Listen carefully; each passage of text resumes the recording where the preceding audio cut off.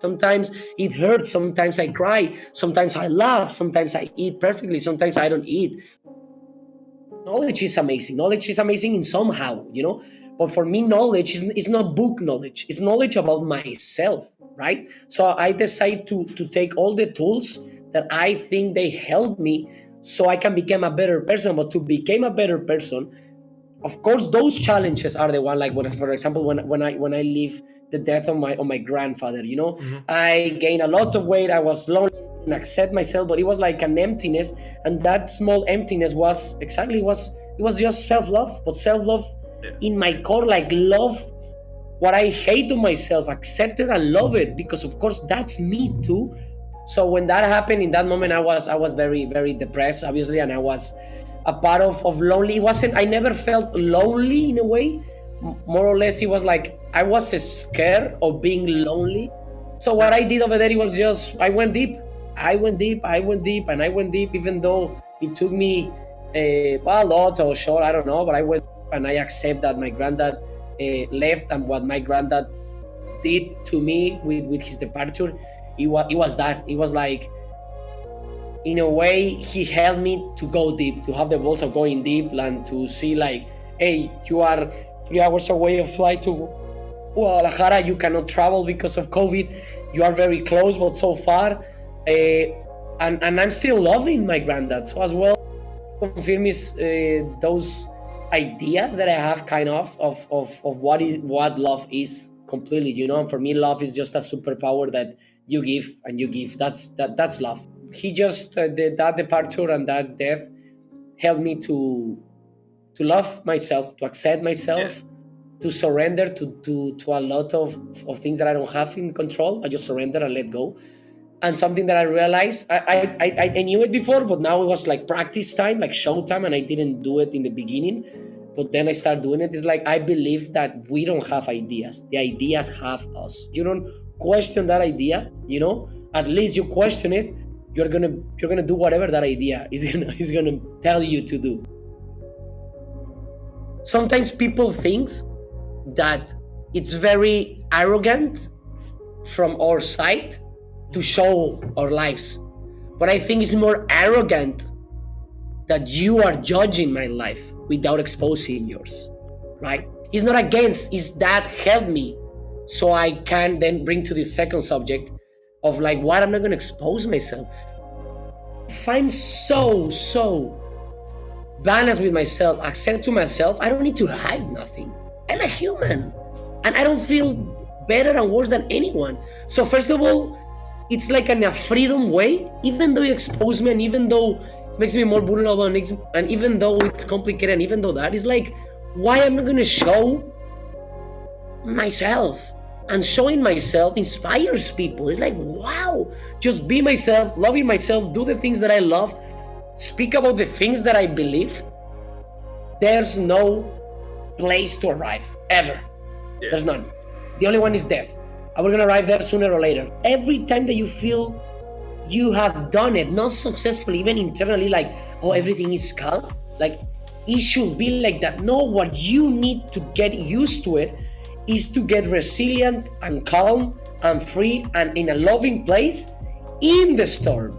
Because then, of course, when there's sunny days, you're going to enjoy them even more, of course. But when they're rainy days, just to put an example, and if you're enjoying that, wow, it's like you break the code in a way of this simulation that I believe we live in, right?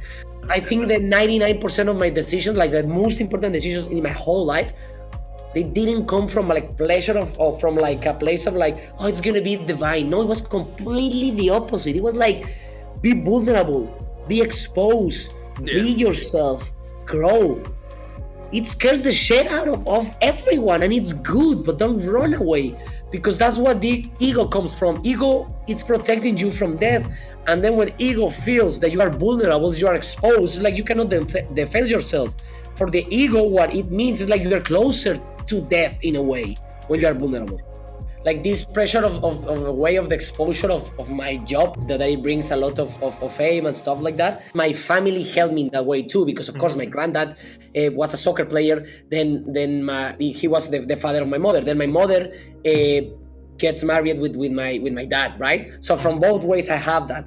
And both of my grandparent and my dad were famous. They have a very national, a very important career. So I was like smelling and living fame in a way. So I learned a lot. In the end, money, fame, and all that stuff are just tools. They don't define me. What defines me is how I utilize those tools. It will be much easier for athletes, not only soccer players, every athlete, every artist, every people that you think is like untouchable, to see that human side if society wasn't that much of a taker. Let us be. You saw as well Billie Eilish. I don't know if you saw a Billie Eilish documentary, and you see Taylor Swift once, and you can hear the song of Justin Bieber, Lonely, and stuff like that, and you realize it's like, wow, like you saw Britney Spears too documentary. It's like, my God, we have a responsibility as society. It's not only them. Yeah. Like, it's not only their problem. They're just doing their shit that they love. And I'm asking in a way from you guys, in a way, like media, like, yeah, it's not all about business. Like, for me, it's not all about scoring goals. This is exactly, it's not about you selling, and it's not about me just scoring goals, buckets in NBA, home runs in MLB. It's like, we all are humans, like you too, guys. It's not only you getting the first news and the exclusive and selling.